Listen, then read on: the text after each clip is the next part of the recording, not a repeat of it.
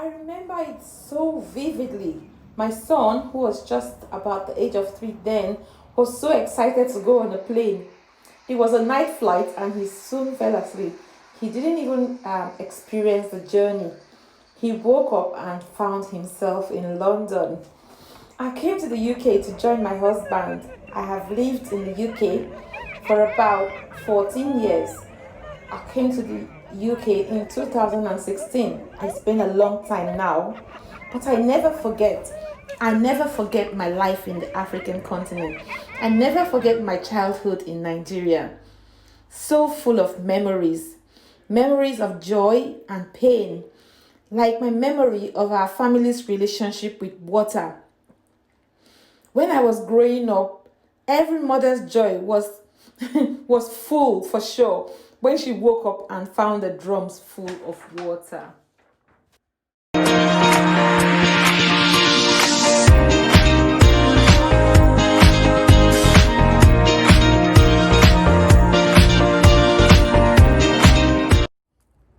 Hello everyone and welcome back to my channel. In today's video I'm going to be taking you back to Nigeria, back to Africa, back to my childhood to relive my water fetching experience. Electricity and water supply are one of the ways that we measure a country's level of development. When I was growing up in Nigeria, we had developed to a place where we had tap water, pipe-borne water, but it wasn't always available. So we still had to go and look for water wherever we could find it. As for those who lived in the villages, in the small towns and villages, some of them had to walk for miles just to find a stream to get access to water.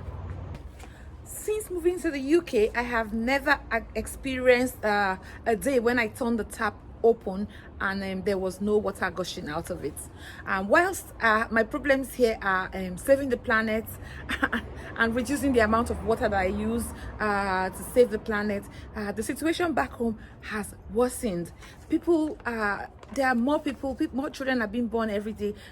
Population is growing at an exponential rate and amenities are vanishing into thin air. Okay, first things first, let's get into this water fetching experience. This is my bucket and my towel to protect my head. Now I'm just going to do the long walk to the water pump. In this case, it's the tap in my backyard. Usually at the pump, there's a long queue and I have to wait for my turn, but thankfully I'm the only one in my backyard and I can get this job done quickly. So now I'm just going to give my bucket a quick rinse.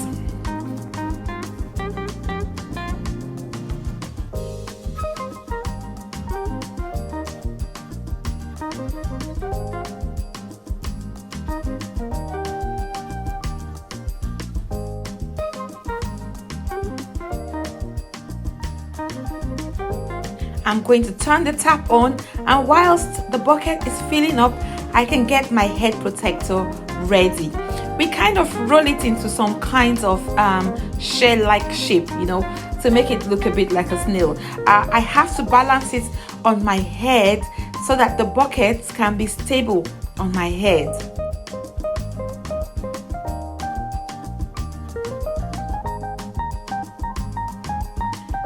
There we go. It's a perfect protector. Yes, I've made that out of my towel. Yes, my bathing towel. Now it's time to find my way home. I think the bucket is filling up and it's almost full.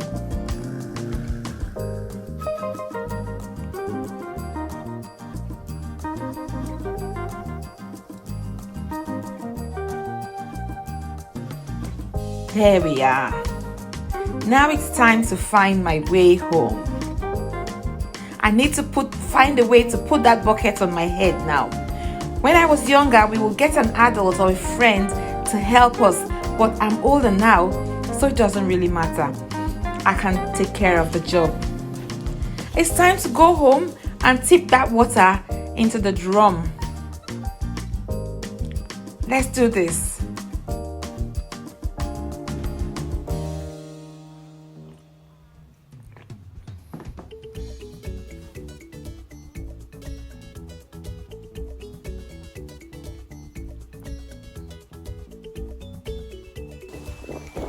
Oh no, oh no, oh no. Sometimes by the time you walk up to a few kilometers, more than half of the water has spilled off the bucket, you know, and by the time you get home you have 3/4 of the water left. Yeah, I'm making my journey back home. So I'm going to walk and walk and walk and walk, and finally here.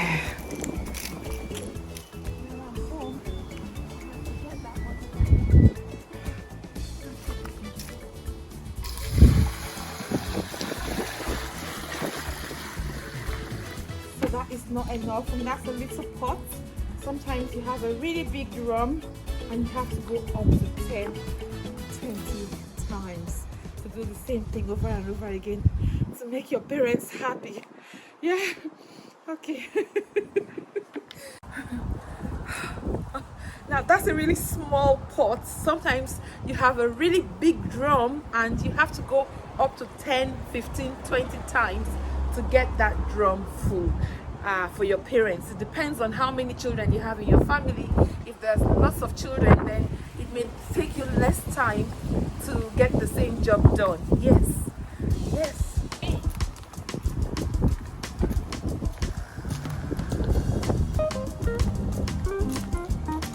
So here we go again, another round.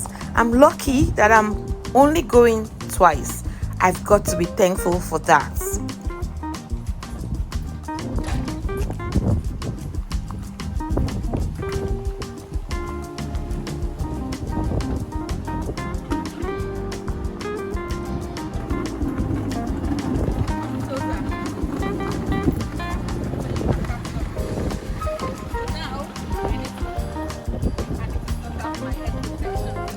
Getting my head protection ready again, but this time I'm making a different fold, a bit like a rectangle.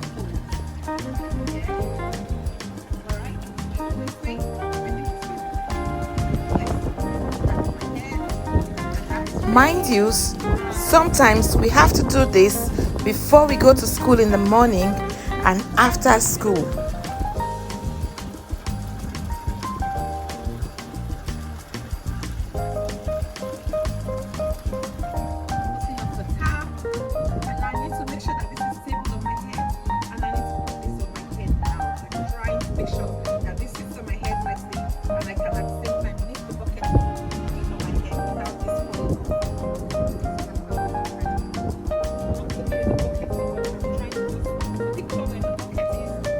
Carrying that bucket up onto your head requires some technique.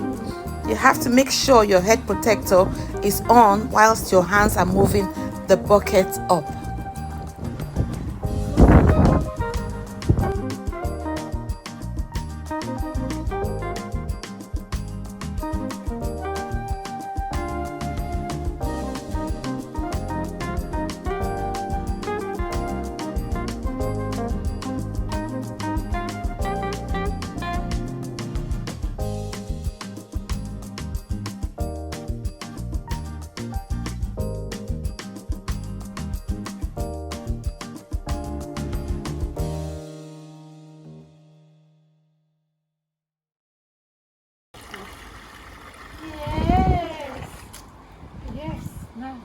My mother is going to be very happy that the pot, the drum is full of water. And we can have enough water to do the washing, cooking, cleaning, bathing, and everything that we need to do in the day, every day of the year. Yes. So that was my water fetching experience. It wasn't always a bad experience. In fact, we often looked forward to it because we usually went out in groups, and that was a way of catching up with friends. Did you grow up in Africa or any other parts of the world where you had to fetch water? What was your water fetching experience like? If you've never had this experience, say "never have I ever" in the comments. I hope you enjoyed this video. If you did, give it a thumbs up. All of the proceeds from this video will be going towards supporting WaterAid.